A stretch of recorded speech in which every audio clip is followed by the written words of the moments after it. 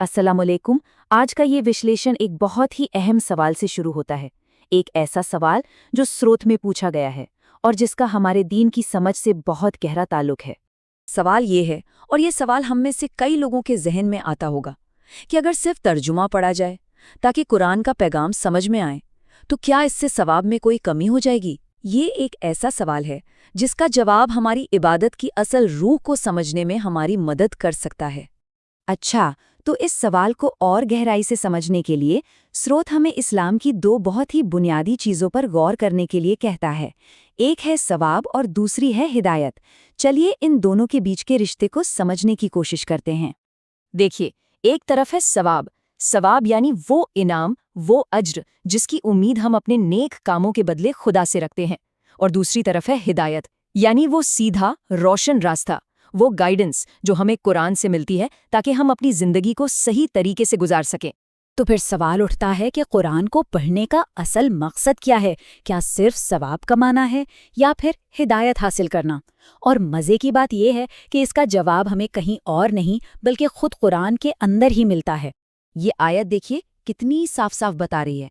इसमें कहा गया है कि ये मुबारक किताब इसलिए भेजी गई है ताकि लोग इसकी आयतों पर गौर करें, सोचें और जो अक्ल वाले हैं वो इससे नसीहत हासिल करें। मतलब मकसद सिर्फ लफ्ज़ों को पढ़ना नहीं बल्कि उनके मतलब को समझना है। तो बात एकदम साफ है। कुरान का जो असल मकसद है वो है उस पर गौर व फिक्र करना और फिर उस समझ को अपनी जिंदगी में एक रहनुमा के तौर पर अपनाना। ये हिदायत की किताब है, जिंदगी जीने का तरीका सिखाने वाली किताब है। तो फिर सवाब का क्या? वो कैसे हासिल किया जाए? तो देखिए, स्रोत हमें बताता है कि दीन में सवाब कमाने के तो बेशुमार रास्ते मौजूद हैं। और जानते हैं, ये रास्ते खुलते कैसे हैं? कुरान की हिदायत पर अमल करने से।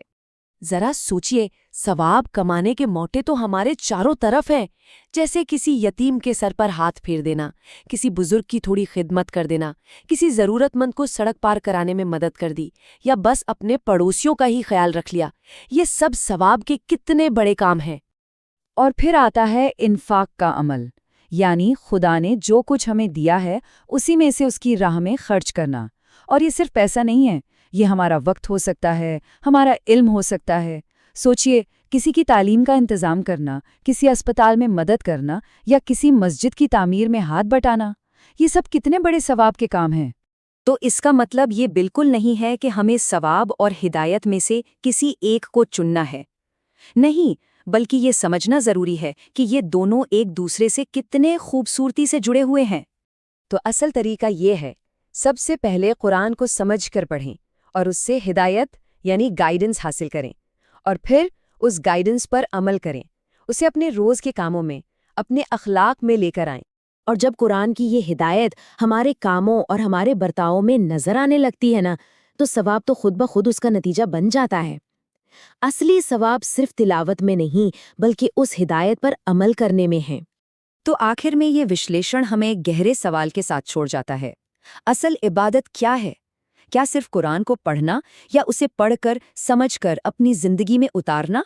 ये वो सवाल है जो हमें कुरान के साथ अपने रिश्ते को और मजबूत करने के बारे में सोचने पर मजबूर करता है।